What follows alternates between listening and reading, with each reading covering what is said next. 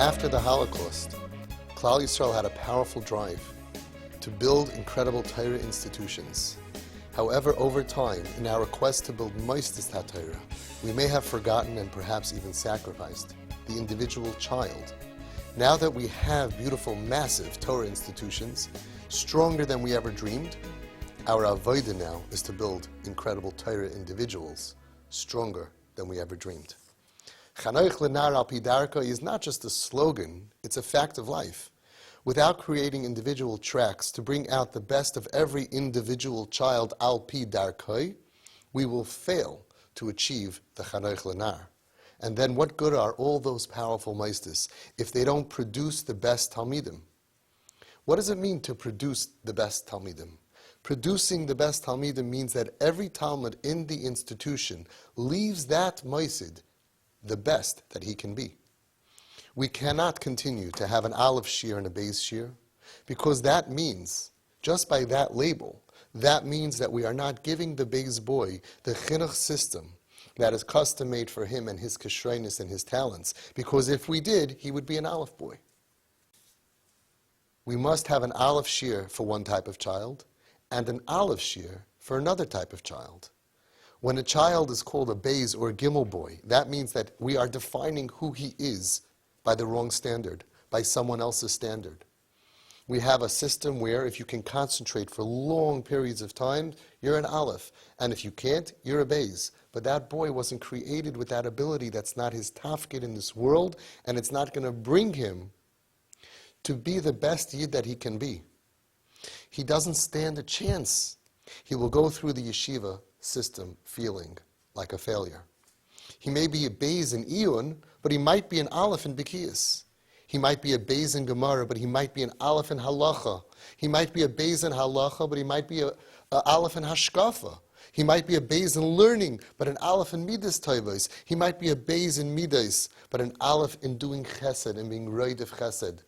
He might be the biggest future Askin that the Dar will ever see. But as long as we're labeling him by his ability to sit and learn for hours on end, we are actually creating a failure who will be not in Torah and not in Gemilas Chesed. He will not be the Lamdin or the Askin, because he will feel like a loser and a failure because we made him feel that way by expecting him to be something he was not created to be. We need to make every child an Aleph, not by faking it and saying, oh, you're a little stupid, we're going to call you an Aleph. No, but by realizing that if he's not an Aleph in this track, he is an Aleph in another track that's just as equal. We must maximize the potential that Hashem gives every single Yiddish child, because Chanoich l'nar al pi darkoi is not a slogan, it's a fact. Otherwise, we will have a majority of our children leaving the yeshiva world feeling like they are not the success, the hatzlacha that they were meant to be, which is false. And the result of that can be disastrous, Rahman al-Itzlan. Not just because of kids going off the derech, but those on the derech not feeling good about themselves, feeling like I was not what everyone expected me to be. I was a Beis Bacher in a top yeshiva, and I always knew that I was a Beis boy, that the Anhala looked down at me. I was the second level. I knew that I was not their success story. I wasn't what they wanted, what they expected. I was just taking up precious space. And now that same Hanhalas Yeshiva 30 years later sends families to me in crisis to guide them and help them al pi Torah. What would have happened if they would have built me up in the yeshiva? What if they gave me the training that I would actually need in my life in order to fulfill my potential? What if instead of expecting me to learn 4 blat be'iyun over a 6-month period, they would have given me the tools of halacha and hashkafa and bekiyas that I would actually desperately need to live my life? Wouldn't that have been better for me? But if we don't consider changing the curriculum, we risk sacrificing the me's that are in every single shir and many other boys for the greater good of having a top meisid. Someone came to collect tzedakah from me, and he told me, I had a yeshiva, there were a lot of bums there and struggling kids, so I got rid of them. And don't worry, I have just Aleph Bachrim. The wrong sales pitch to the wrong guy. I said, really? Who needs another Aleph yeshiva? Who's taking care of those Beis and Gimel boys? And what makes you so sure they're a Beis and Gimel boy? I bet you if you had a different curriculum based on what is interested to them and based on the kishroinus and the talents and the type of personality that Hashem gave them, maybe they would be Aleph boys. Wouldn't it have been better to change the curriculum, to make them success stories, to be a part of Klal Yisrael, to do the many different jobs that Klal Yisrael needs, rather than to say, okay, you're not good, let's take the kids that are already good, that have the kishroinus, and work with them. Is that really such a great talent, to take boys who can learn, have the kishroinus, want to learn, they have the drive, and watch them learn? Of course we need that. That's not much talent. The talent lies in taking the other boys who have issues and problems and different types of personalities and different strengths, and bringing out those strengths to be used in the future in a realistic way to understand this one will be a paisik, this one will be a balabas, this one will be a plumber, this one will be an askin, this one will do chesed, this one will be in shomrim, this one will be in hatzalah. How many times we're so happy when these people come to rescue us, hatzalah and shomrim and chaverim. Most of them were failures in yeshiva. Most of them feel, I was the failure, ich bin nicht, this is what I'm not. Instead, they are shining heroes. We should have given them everything that they needed for their tafkid. Every tkufa has its own mission. The mission of Klal Yisrael after the Holocaust clearly was to rebuild Torah institutions that were destroyed. And the focus was being mechanech generations of Frum Yidden to be machshav Torah. And what an amazing job was done with tremendous siyata d'shmaya. The success was beyond anyone's wildest imagination. I always think about it when I was a kid. So I was born in 1969. When I was in 1975, 1976, 77, it was only just a few decades after the Holocaust. I felt regular. We had shuls to daven in shuls, to not daven in camps, to go to camps we don't want to go to, pizza shops, everything. Now we have more, but we had everything. I would have thought 30 years after a Holocaust, we would be a bunch of broken people and looking like goyim, and maybe having a Friday night minyan in someone's house, and maybe have one kosher place. Everything was built with mesiras nefesh, dedication of the she'eris hapleta, the leadership of the gedolim like Rabbi Aaron Kotler, who took a situation where people were not machshav Torah, and everybody's dream was their son should be a doctor, a lawyer, an accountant, business, money. And in that, he changed the whole Klal Yisrael to be machshav Torah, not to look down at those who, few percent, that could be gedolim, that could be rabbanim, that could be talmidei chachamim, paiskim, that could sit and learn in koil and sit. That was unbelievable what he did. And with such success, beyond anyone's imagination. And we have to have such hakaras hatov to the gedolim and the askanim of the Friyad Gedar who built everything that we have today. We would have absolutely nothing without their tremendous siyata d'shmaya and mesiras nefesh. How did these people, they didn't even speak English when they came to this country. How did they build moistus in 30 years and 40 years and 50 years, moistus HaTorah all over? It's unbelievable, it's mind-boggling. And why did they all care to build? They came here so broken, and they built with mesiras nefesh, with their hard-earned money in a country that was new to them. And they mamish gave, and time, and money, and effort. We owe them everything, absolutely everything. And that was the avodah of the last dar.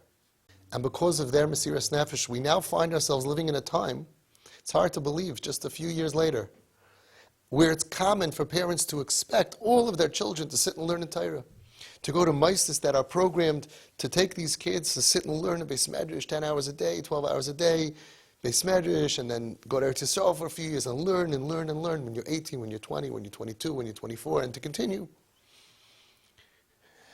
But is that realistic? Is every person built with the ability to have tremendous sipuk hanefesh from learning Torah? That's as silly as expecting every child to become a lawyer. Imagine if we had a system where all our children, everything was programmed. Success, aleph, means that you could be a lawyer.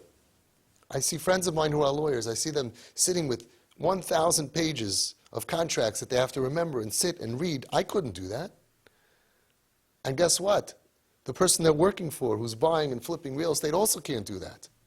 Only a small percentage of people have the capacity, the kishroinus, and the time, and the ability to sit and sift through 1,000 pages and documents and documents. Not everybody can be a man of the book, not for legal and not for Torah. Does every child have the ability to focus and sit and be a top attorney? Of course not. And if that is our expectation, we will find most of our children feeling like they are failures. So now it is very clear that the mission of Klal Yisrael must be to build a new chinuch system that will build up every single kind of child based on their God-given kishroinus and talents. Because in order for Klal Yisrael to be strong, we need to develop every single child to be the absolute best Jew that that child can possibly grow up to be.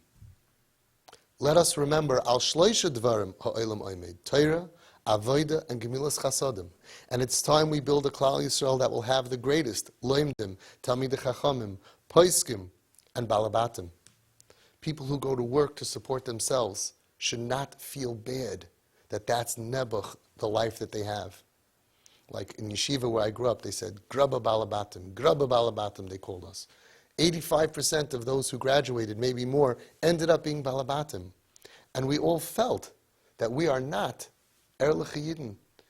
We have to teach people, if you're going to be a balabas, how to be honest, how to be Erlich in your dealings, how not to hurt other people, how to deal with employees. We have to train people while we have them in the maistis for their life's mission. We have to get real to make sure that everybody who goes through the workforce doesn't all of a sudden get hit at 30 years old with what is it like, mamish, out of the Koisley Beis Medrash and into the world and have to, it's so hard for them.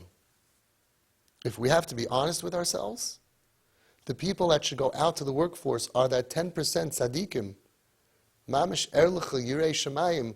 Those 10% shouldn't be the ones that stay in yeshiva. They should be the ones to go out to work. Maybe they can keep strong with their emunah and bitachon yirei shemayim. But those who are the weaker ones in Torah and Avodah, they go out to work. And what do we expect to happen?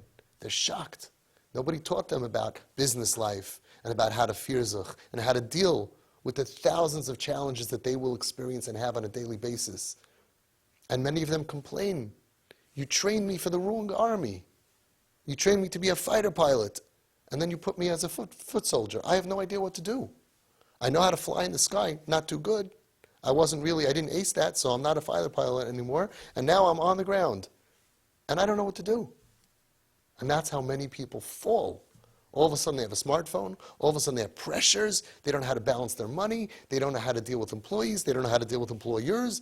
They don't know how to deal with a shver. They don't know how to deal with a shviger. They're shocked.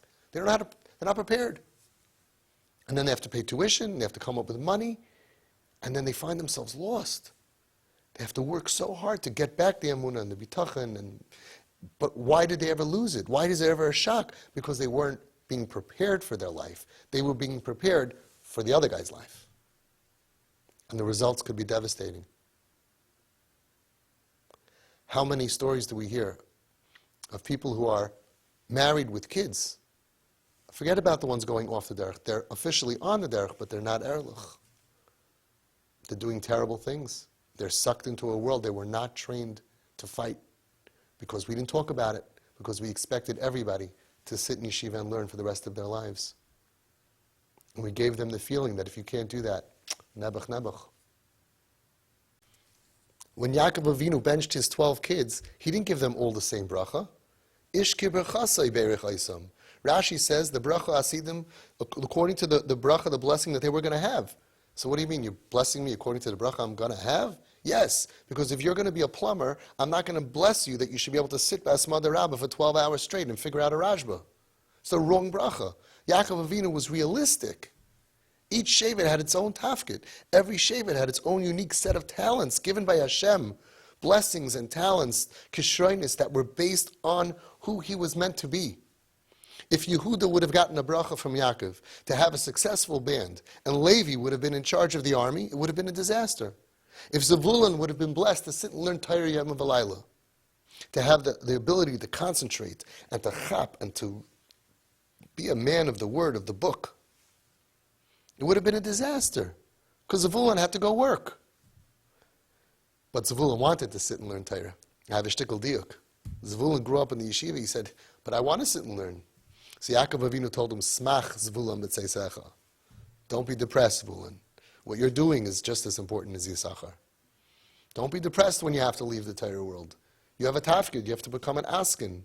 You have to help Klal Yisrael. You have to make money. You have to support Ma'aseh HaTorah.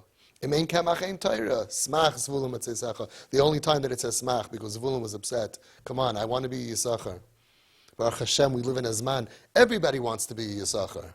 All the kids in Beis Medrash who are thriving, they all want to sit and learn forever. But it's not realistic. Smach Zvulun b'tzeisecha. Don't be depressed. Be happy. That's your tafkid. Each child is given his own set of talents by Hashem and should be enrolled in a system that will help him develop and reach his tachlis and fulfill his potential. Wouldn't that make us a stronger nation? But beware. Just like building Ma'aseh after the Holocaust took tremendous strength, dedication, and siyata d'shmaya, so too building our children will take tremendous strength, dedication, and siyata d'shmaya as we collectively revamp the system to maximize the God-given potential of every single child, and it's already happening in the Ma'aseh. They're already recognizing that not everybody can sit. Some people need to do different things. And we're creating tracks that must be created throughout all the Ma'aseh. One of the biggest yeshivas in America, the principal told me, he met me, he said, Avi, we're putting you out of business. We are going to put you out of business. And they have tracks, and they have development, things to help the kids develop, and they have tools, and they have different ideas, and they're trying to get every kid, the one who can concentrate, please concentrate and sit and learn. The one who needs other vocational training is going to get vocational training. They're all going to be maximized to their potential. Because if you try to get one kid who is designed for one job to always be like the other kid who's designed for the other job, he will always feel like a failure.